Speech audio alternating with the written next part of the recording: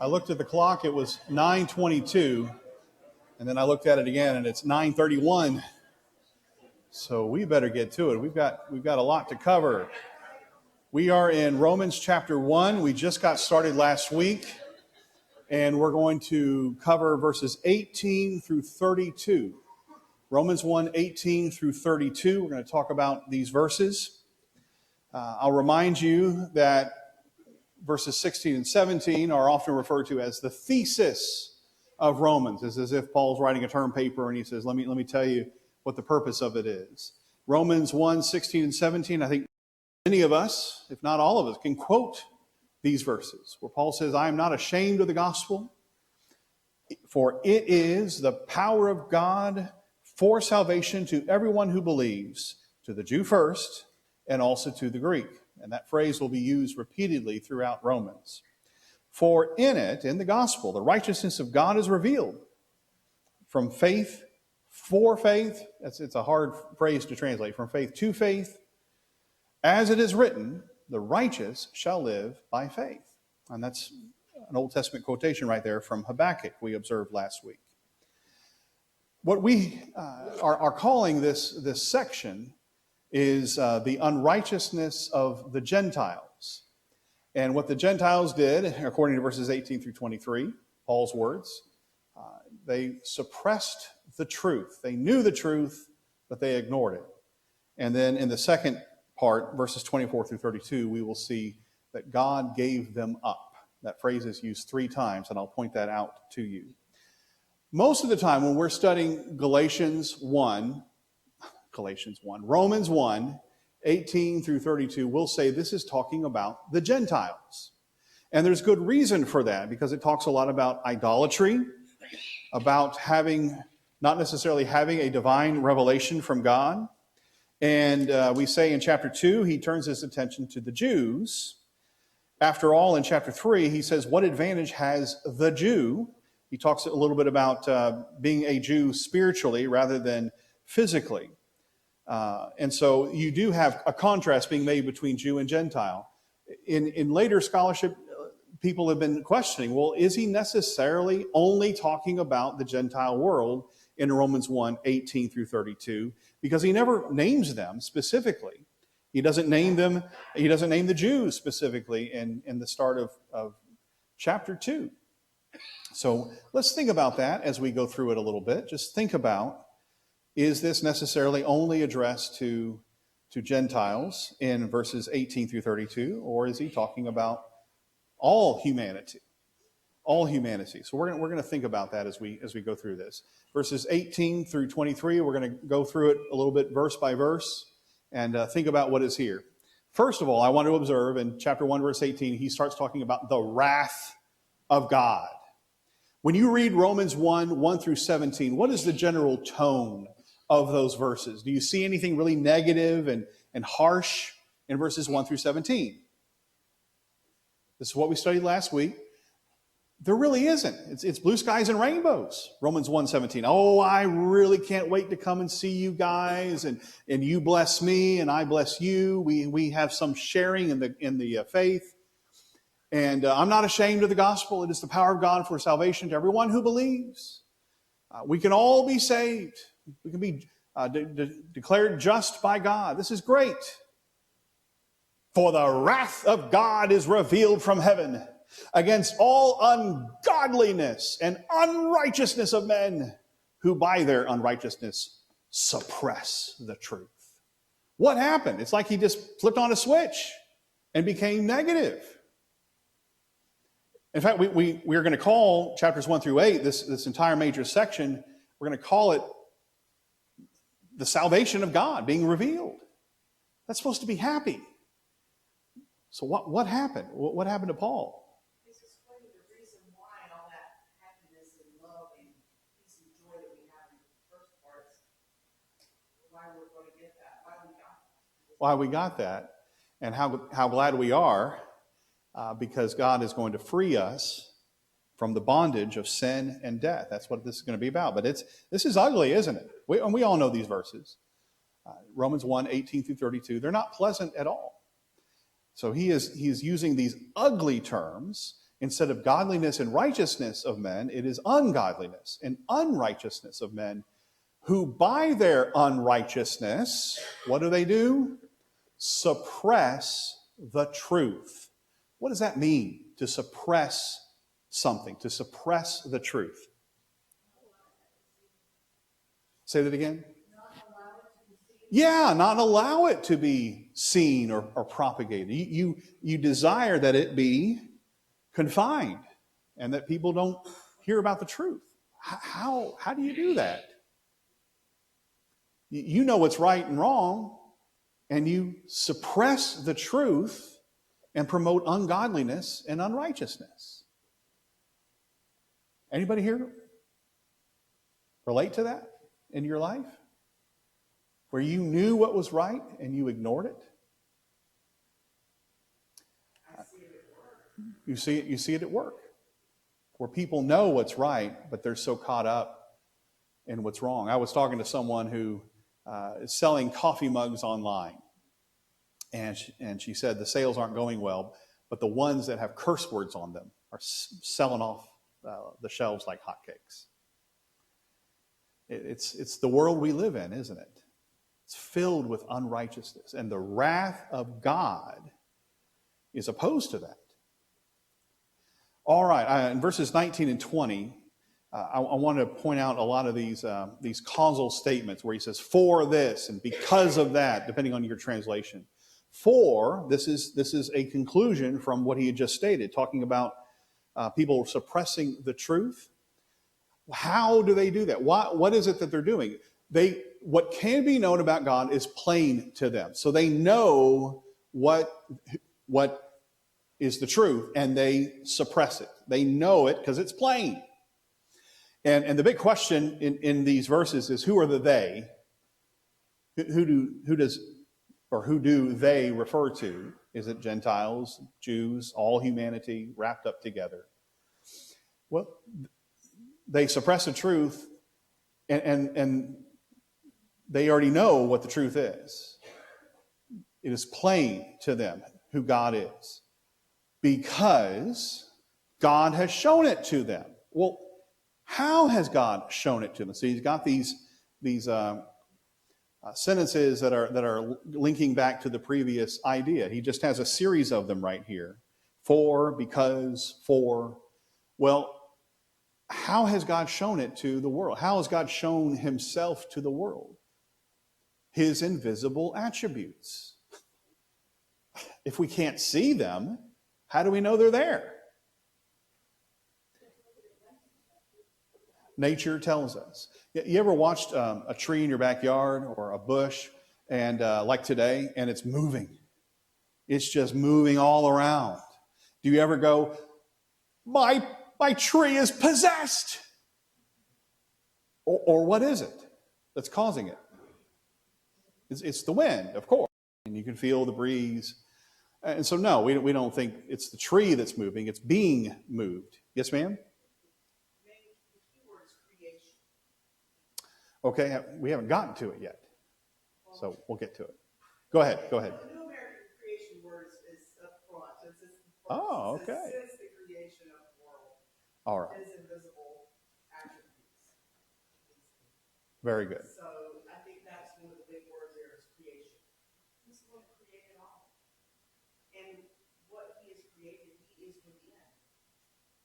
His fingerprint is there.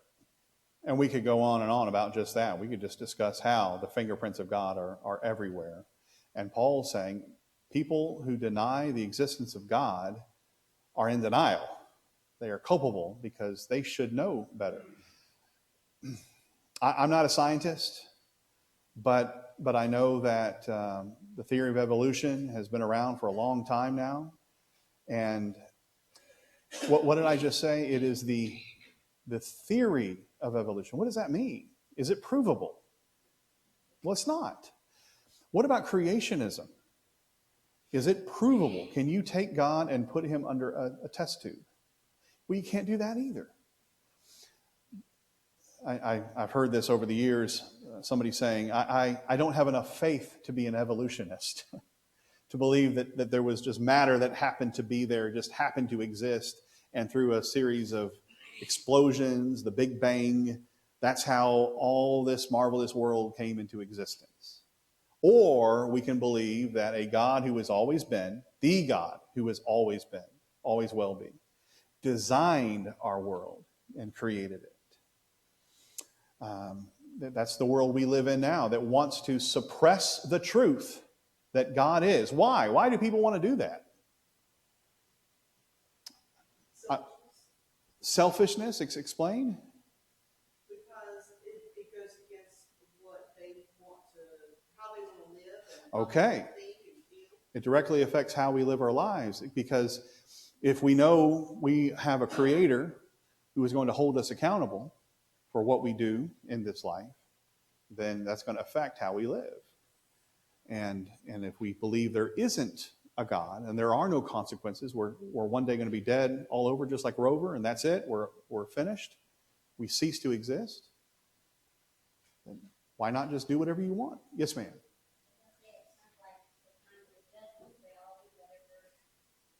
Right. Every man did what was right in his own eyes is what it ended up becoming. Yeah. Does that sound like a society in this world that you can relate to? Sure. We feel like that's what's happening. And why did it happen? Why is it that our culture has evolved into every man doing what is right in his own eyes? We've forgotten God. And there are many causes for that, but our culture does not regard God. Is it possible? Can we pray that somehow our country will turn back, our culture will begin to embrace God? And there are signs, there are indications that there are a lot more of us who are willing to accept the teachings of Scripture than those who don't. Yes, sir. To answer that question another way, how did we get like this, or why is it like that? It was forgotten God, but often you say we just suppress the truth. Mm-hmm. The culture is suppressing the truth. Exactly. That's exactly right. Nowadays they say truth is subjective. That's right. Your truth or my truth. But the Bible talks about the truth, the reality. I don't believe in gravity. I just don't believe in it. So what happens if I go up on the roof? How do I get up there? And I jump off. Will I fly? Or will gravity said, no, you got that wrong. All right, so his invisible attributes. What are we talking about, Paul? His eternal power, his divine nature are clearly perceived ever since the creation of the world in the things that have been made. And I think we've already discussed these familiar verses. But he has shown his divine power to us. And let me finish this verse. So they are without excuse. I don't have that on the screen, but that's the end of verse 20. They are without excuse. Again, who are the they? It's the people of the world who have suppressed the truth. They see evidence for the existence of God, and they deny it. They ignore it. They suppress it. And that's very much the first century Roman world, and it's our world as well. Verse 21, for although they knew God, they did not honor him or give thanks to him, but became futile in their thinking, and their foolish hearts were darkened. Chronologically, Paul has already written 1 Corinthians. You remember Paul talking in 1 Corinthians 1, verse 25, the so-called foolishness of God is wiser than men. The weakness of God is stronger than men. Actually, that verse is going to make its way in my sermon this morning. So just pretend you didn't hear that. They are ignoring. We, as a society, are ignoring God, even though we know him. Why? Why is it? Because they did not honor him as God or give thanks to him. What's this thanks coming from? Where's that coming from? What does that have to do with not honoring God? Knowing God but not honoring him and not giving thanks to God. What does that have to do with anything? Everything. Okay. When I when I talk about the blessings in my life and I don't believe in the existence of God, who do I give credit to? Myself? Satan? Oh my. On Thanksgiving Day, what did George Washington establish? That we would be thankful to each other? We would be thankful to God. And that's why, what's one of the reasons why people want to ignore the concept of Thanksgiving. Of course, how many of our national holidays have lost their true meaning anyway? The 4th of July. You know what comes to my mind when I think of the 4th of July? Not our nation's independence, but firecrackers, hamburgers, ribs. Oh, I'm making us all hungry. I better stop. That's what I think about. We don't give God thanks. And we're going to talk more about that in some application we're going to make at the end. So remember that there is a connection between suppressing the truth, denying the existence of God, and as Paul brilliantly says here, not giving thanks to him. And they became futile in their thinking.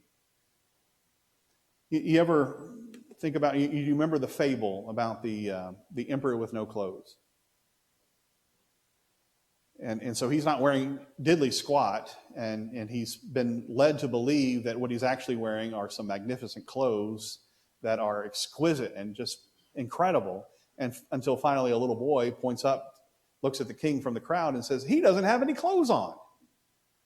And it seems obvious to us how foolish our world has become. And they believe it. They believe there is no God. They believe that we actually came about through millions of years of evolution.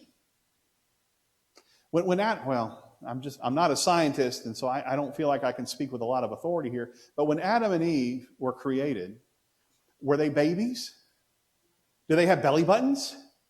That's another question for another time. I don't know. Adam and Eve, if some scientists had gotten a hold of them and started examining them, looking at their bone structure, looking at them physiologically, would they have determined, oh, these people are newborns?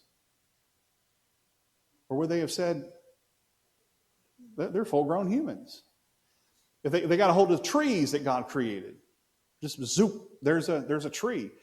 It's a full-grown tree. People look at the earth and they say, well, it's millions and millions of years old. How do they know that? And again, I'm not speaking scientifically. All right, verses 22 and 23. Claiming to be wise, these people who have had their foolish hearts darkened, who have become futile in their thinking, claiming to be wise, they became fools. And this is what they did. They exchanged the glory of the immortal God for images resembling mortal man and birds and animals and creeping things. What's Paul talking about here? Idols, idol worship. And who is known in the ancient world for worshiping idols? Romans and Greeks, all nations, all peoples, and the Jewish people as well. So I think this can be including the Jewish people, not just the non-Jews, that is the Gentiles. So Paul is leading a series of arguments here, and I think a lot of us are very familiar with these verses. So we're saying, yeah, I know all this. They knew God, but they didn't have thankfulness in their hearts. Instead, they turned inward. And people would look at the sun, and instead of saying, look at how wonderful it is that we have this sun, that the earth rotates around, that it keeps us warm, at least most of the time, maybe not today. And so this is great. What did the ancient world do? They looked at that and said, I need to worship that. This is the sun god. There's the moon over there. I'm going to worship the moon god. I'm going to worship animals. I'm going to worship this. I'm going to worship that. And they made these idols that resemble people. They have composite animals. And we look at that and we go, that is abject foolishness. It's ridiculous. There's no such thing as an animal that, or as a person who has an alligator head and a human body. Okay? It's just nuts to us. But they They got to the point where they accepted this as reality. Any thoughts? What about this word here? Oh, yes, sir. They still do it. How? Where?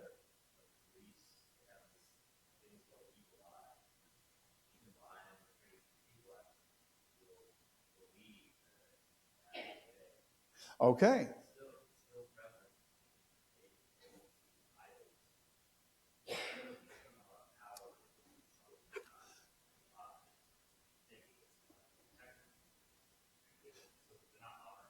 All right.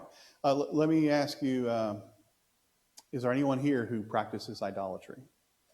Anybody? No. We got that figured out. We're pretty smart. Or are we? All right, we're going to move on to verses 24 through 26 as we think about God giving up on humanity, giving up on them. And I know we could spend a lot more time on verses 18 through 23, but I want to finish the chapter. I want to point this out to you. In verse 24, Paul uses this phrase, God gave them up. Look at verse 26, if you're not aware of this. For this reason, God gave them up. And then in verse 28, God gave them up. What's Paul trying to say? God gave them up. He gave up on them. Why? In fact, look at verse 24. It says, therefore, God gave them up. Verses 18 through 23 inform God's decision. They're telling us why God gave them up in the lusts of their hearts to impurity, to the dishonoring of their bodies among themselves. Verse 25, because they exchanged the truth about God for a lie and worshiped and served the creature rather than the Creator, who is blessed forever. Amen.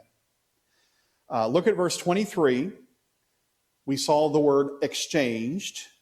Verse 25, they exchanged. Verse 26, their women exchanged. So if you're highlighting, you can highlight God gave them up in verses 24, 26, and 28, and highlight exchange in verse 23, verse 25, and verse 26. Just something to help us see how this all is linking together. That therefore is based on people ignoring, they're suppressing the truth about God. And so, if they want to worship the creature rather than the Creator, God's going to let them. Well, that's not fair. That's not nice. Why does God just give up on people? Why? He sees and knows in their hearts that they will never go back to Him. Let them have their way.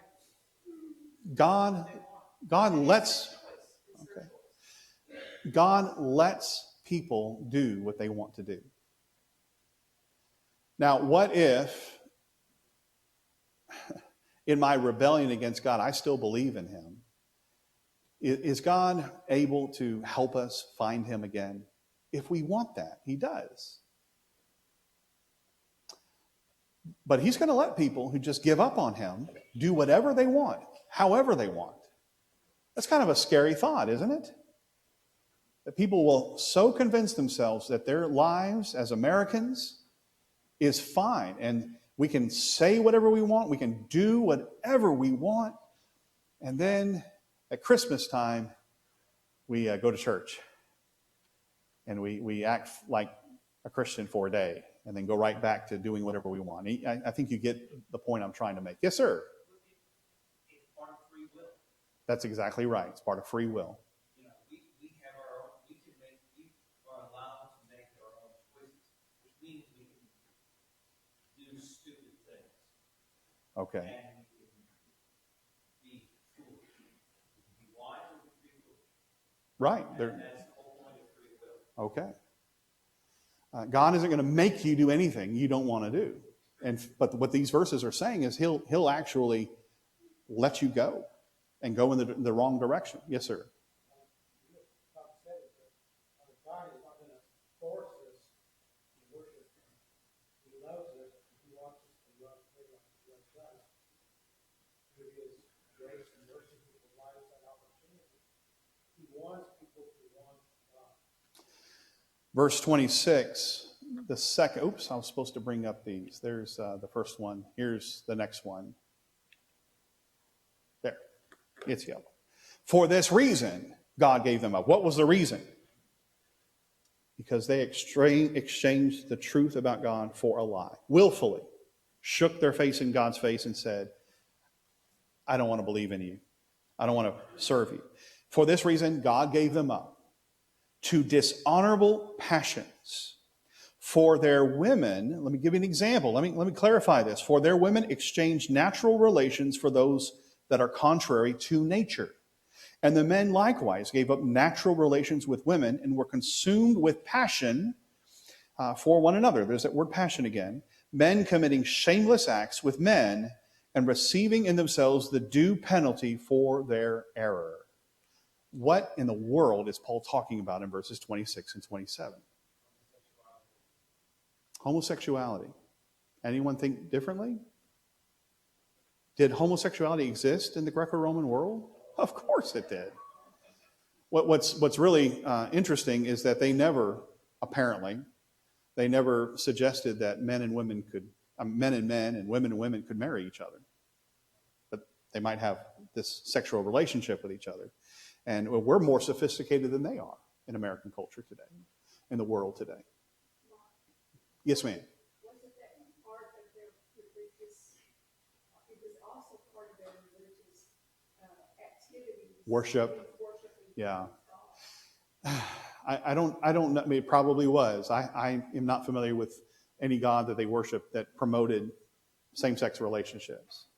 But it was common among powerful men who would be married, and yet they would have relationships with young people, both male and female. It's awful. So women exchanging natural relations. What is Paul's argument always when he's talking about homosexuality? He's countering it. He uses nature as the number one argument, it seems to me, to say this is not right. What did God create? Male and female. This is how he established it from the beginning. And to go against that is to go against nature. Look at the end of verse 27, excuse me. So women did this, men did this, committing shameful acts with men and receiving in themselves the due penalty for their error. About 20, maybe 30 years ago, what did a lot of people say that was referring to? AIDS. Very good. So there's some people who are as old as I am who remember that. Is that what Paul was getting at? Is he saying, oh yeah, they're gonna get AIDS from their homosexual activity? Well, I don't know. That was a very popular idea in the 80s and 90s. Was it a popular idea in the first century? What do you think Paul is talking about? What are the natural punishments for people who engage in homosexual activity? Ultimately, eternal punishment if they don't repent. Same thing with an adulterer, right? I mean, I'm not trying to say homosexuality is a worse sin per se, but it is sinful.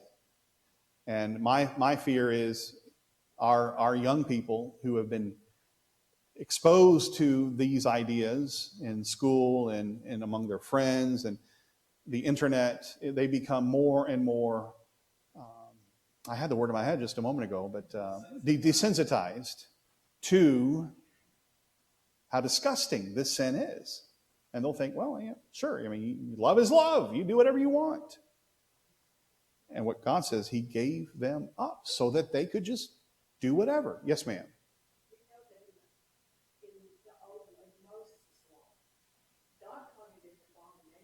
Yes.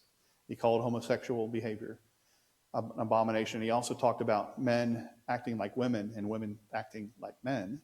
Yes, sir. Strikes me that God gave them up because they gave him up. Verse 21 says they knew God. And it reminds you of 2 Peter, right? So where the people in 2 Peter, Peter chastises them and says, it would have been better if you had never even known That's God right. than to know God and then to return back to these Yeah, things. like a dog returning to its own vomit. Strikes me too gave disgusting. up on them or gave them up because they first gave up on him. Yeah. And there are examples throughout Scripture where it's apparent God has given up on people and allowed them to go to believe and go in the direction that they want. And that's terrifying that God would let us do that. Let's take a look at verses 28 through 32. And since they did not see fit to acknowledge God, God gave them up, thirdly, to a debased mind to do what ought not to be done. A debased mind. They were filled with all manner of unrighteousness. That's how we started in verse 18. The ungodliness and unrighteousness of men. They were filled with all manner of unrighteousness, evil, covetousness, malice. They are full of envy, murder, strife, deceit, maliciousness. They are gossips, slanderers, haters of God, insolent, haughty, boastful, inventors of evil, disobedient to parents, foolish, faithless, heartless, ruthless. Though they know God's righteous decree that those who practice such things deserve to die, they not only do them, but give approval to those who practice them. That's the opposite of suppression. All right. Does anyone need one of these terms defined? I think we know what these words are all talking about. I don't know that we need to analyze each and every term here. Is there anything that's in this list that surprises you, that it would be in this list? What? They all deserve to be in that. Okay. There's not one of these that makes you go, huh, what's that doing there? Gossip? So you think gossip is, why is it in a list where God's wrath is being brought down on them? Well, not if it's true. Oh. But gossip's not, come on. It's not on an equal level with murder.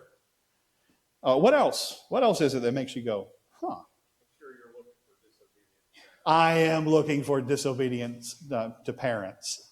Whoa, if I'm disobedient to parents, that's the same, that's unrighteousness. That's equivalent with deceit and slander and hating God.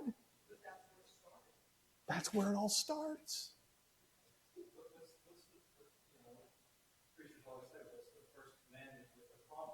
There you go. That it may go well with you in the land. And what Paul seems to be implying is your parents will kill you if you don't obey them. I'm just kidding.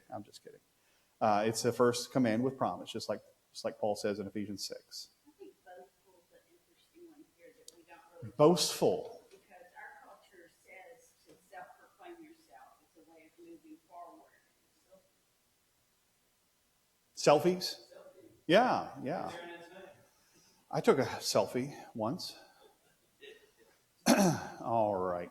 I'm not even going to bring up how selfies have been declared a cause of death.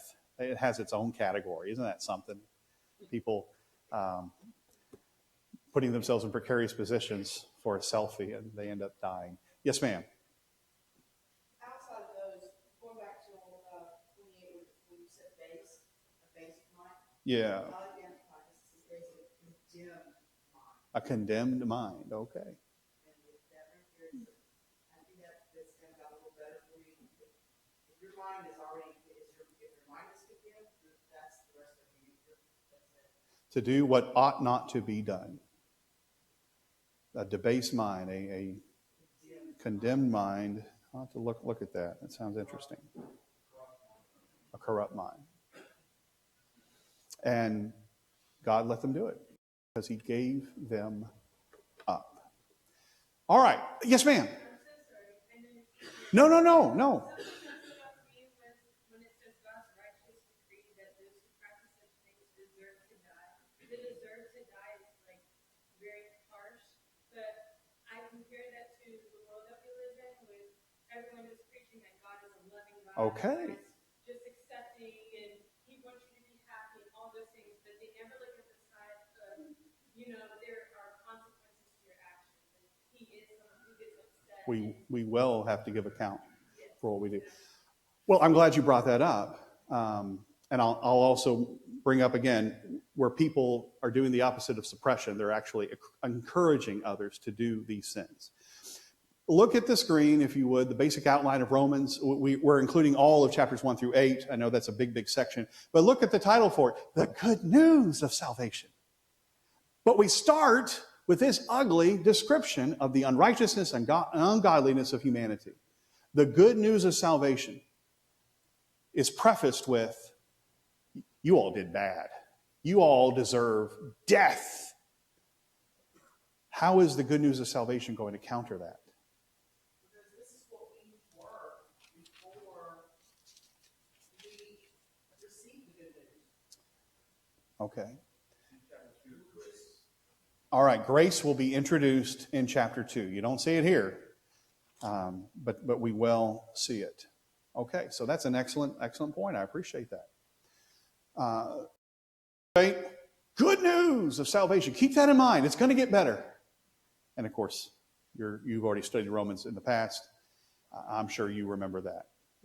All right, we've got about 7 or 8 minutes. Can we think about how to apply these verses to our lives today? Do you agree with this? Sin, according to these verses, is its own punishment. Sin is its own punishment. You have to deal with the consequences. Sometimes it's temporary. You've got a consequence, but many times it will affect us throughout our lives. When Stephen was giving his speech in Acts 7, he talked about the Israelites, not the Gentiles, but the Israelites practicing idol worship. And God gave them up. You see the highlighted verb there? God gave them over. That's the same exact verb Paul's using in Romans 1, 24, 26, and 28. They made a calf in those days, referring to that pivotal moment in Exodus 32 when the Israelites made the golden calf under the leadership of Aaron. They made a calf in those days and offered a sacrifice to the idol and were rejoicing in the work of their hands. But God turned away and gave them over to worship the host of heaven. Did Israelites really worship the sun and the moon? Yes, they did. And Ezekiel talks about that, where he is in Babylon and he is taken back in a vision to the temple itself, which was still standing. And people were using the temple grounds to worship the sun, worship the gods of the nations that worshiped everything in the world. He gave them over to this. Now, when the Israelites were taken into Babylonian captivity, the southern kingdom, the northern kingdom's already gone, what was one of the main reasons why they were destroyed in the first place? Idol worship. Then they go into Babylonian captivity, and when they come back to the land, are they still worshiping idols? It's been beaten out of them. And the Pharisees are part of that leadership that said, listen, we are not going back to idol worship at all. Give them credit for that, for sure. But these are people who Stephen said, these are his Jewish ancestors, that God gave up on. And it became its own punishment, and that they were destroyed. God allowed them to be destroyed. How about this one? Idolatry equals ingratitude. Did Paul say that in those verses? He sure did. And we looked at that. When he talked about the ungratefulness of the people who knew God, did not honor him as God, or give him thanks. And then disobedient to parents. Isn't that expressing ingratitude toward your parents when you are disobedient to them, complain to them or about them? That word exchanged is used in Psalm 106. This is a historical psalm that is talking about the same event that Stephen was just a moment ago when we were talking about sin being its own punishment. They made a calf in Horeb and worshipped a metal image. The events of Exodus 32 again. They exchanged the glory of God for the image of an ox that eats grass. In Exodus 32 and going on into chapter 33, really 32 through 34, Exodus 32 through 34 all go together, and God keeps using cow language to describe his people. They are stiff-necked. You remember that? And Stephen even uses that in his speech. They are stiff-necked, uncircumcised in heart and ears. And it's all going back to this language. And the historical Psalm 106 says they exchanged. It's that same word where we saw it just a moment ago. Verse 23, they exchanged the glory of the immortal God. Verse 25, they exchanged the truth about God. Verse 26, their women exchanged natural relations. Exchange. What does it mean to exchange the glory of God for something else? We give up on God, and so he gives up on us. And what we're doing is telling God, yeah, I know you created me. I know you've blessed me so much, but whatever. I'm going to go do what I want to do. Sounds like the prodigal son, doesn't it? Let's hope they all come back. And sure enough, this historical psalm goes on to talk about what God has done for them or did for them. They forgot God, their Savior. This is the Old Testament. This is a historical psalm looking back to the Exodus. And so here they are, God's covenant people who have been brought out of Egyptian slavery. They crossed through the series of judgments, the plagues. They didn't save themselves. God saved them. They forgot what God had done for them by crossing the Red Sea, as he says here, who had done great things in Egypt, wondrous works in the land of Ham, talking about Egypt, and awesome deeds by the Red Sea. They had just experienced this, made it to Mount Horeb, Sinai, and were waiting for Moses to come down the mountain. And they said, we don't know what happened to Moses. Let's make a calf that will, in essence, be God, and we'll worship it. And all along the way, throughout their wilderness wanderings, because of their sin, talk about consequences, sin, its own punishment, they had to wander the wilderness for another 38 years, for a total of 40, all because of their lack of faith in God. And that was its own punishment. But throughout their wilderness wanderings, did they trust the Lord? Did they wait on the Lord? Were they obedient to him? No, that generation died because at the heart of it was ingratitude. All right, now, I said earlier, aren't you glad none of us are idolaters? Here's Colossians 3, verse 5. This is Paul. Put to death, therefore, what is earthly in you, sexual immorality, impurity, passion, evil desire, and covetousness, which is idolatry. Anybody here covetous? No, I just want to improve myself. That's all. We can get jealous about just anything. Now, this passage is part of the application section of Colossians where he says, if you have been raised with Christ, seek those things which are above, where Christ is, seated at the right hand of God. Here on earth, we need to give up sexual immorality, impurity, passion, evil desire, just the desire to do what's wrong, covetousness, which is idolatry. All right, I'm going to close with this. We're out of time. Stop making excuses. And I'm just going to throw up this verse here. They are without excuse. That's all the way back in Romans 1, verse 20. They are without excuse. Why? Because they know God exists. And they are disobedient to him anyway. Look at chapter 2, verse 1. Therefore, you have no excuse. And that's where we're going to pick up next week.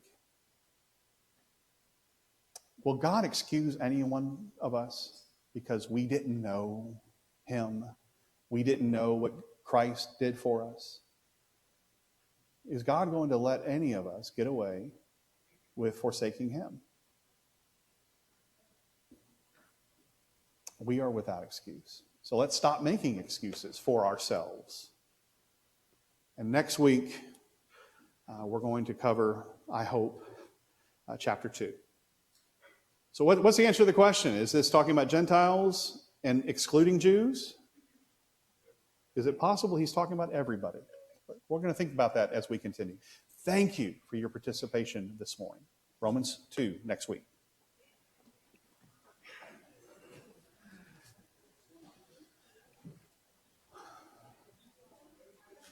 Sierra made a good comment. Oh, I can still be heard.